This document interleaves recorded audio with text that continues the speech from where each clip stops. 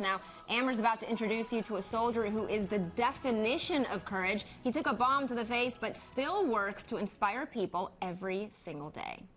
Happy Veterans Day, everybody, and welcome to Camp Pendleton. I'm so excited. It's my first time here, and this place is massive. I've been walking around, and I don't know, I'm feeling the energy today, especially on Veterans Day. But the real reason I wanted to come here is to introduce you to my friend Dorian Gardner. Now, Dorian Gardner is the NBCLA West Comstrat Chief, but he's been in the Marines since 2003. But in 2010, he lost his eyesight due to an injury.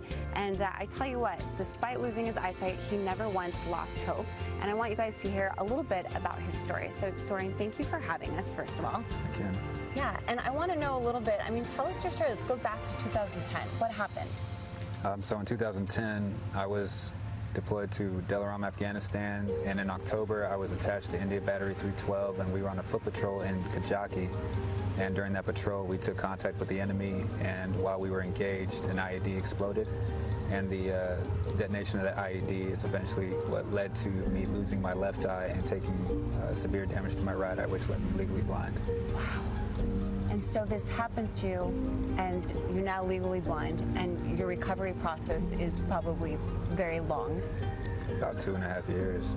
So I went from Afghanistan to Bethesda, and then I ended up at a VA hospital and eventually checked into Wounded Warrior Detachment San Diego.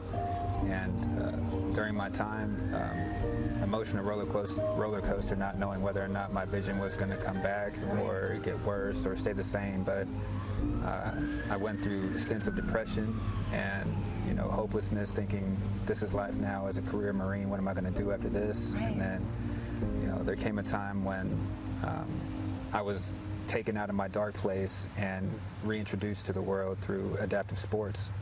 And it was then that I discovered I can still do things. Right. I can still grow and learn new things and compete and contribute and give back.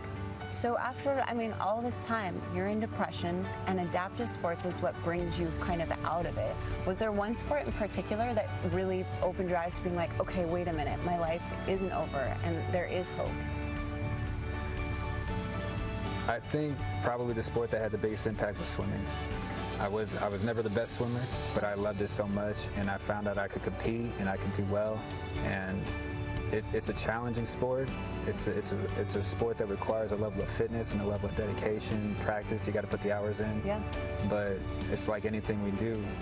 The more you put into it, the more you get out of it. And being able to go compete at the Warrior Games and Invictus Games, and having my wife and my kids there with me, having my mom and my dad tell me how proud they are, and to see me up there on a podium, years before, seeing me laying down on my back in a hospital bed. It's come back around tenfold, and I can't be more excited to tell people that, regardless of what life throws at you, keep pushing. Absolutely. And speaking of your wife, can we talk about that love story? Because she was, I love it. She was your physical therapist, right? She was a physical therapy tech working in the PT clinic at Balboa Hospital, and we met February 2011, and in December 2012 I proposed. Wow. I got married in July of 2013. Look at you flirting with your physical therapist. Good for you. So you're thriving, and I love that. I feel like, adaptive sports is something that you found, and I'm sure that anyone that has been in your position, you were able to just let them know, like, hey, I know where you're at. I know what you're going through, and it's going to be okay. Absolutely. And I was in that position, and there was a time in my life where I thought it was over. Yeah. And coming back from that and being able to look at these young Marines, men and women, who are starting to feel like there's nothing left. Yeah. There's always more. Yeah. There's still life to live, and if you can still have air in your lungs, go out there and live. Oh my gosh. I'm so inspired by you. I feel like anyone watching right now would be inspired as well. Thank you so much for letting us come. Thank you for giving the ultimate sacrifice so that I can sit here and have the freedoms that I have. So thank you so much. So all of you veterans out there, anyone who's active military, thank you for everything you guys do. Dorian, thank you so much. Thank you. All right. Happy Veterans Day, everyone.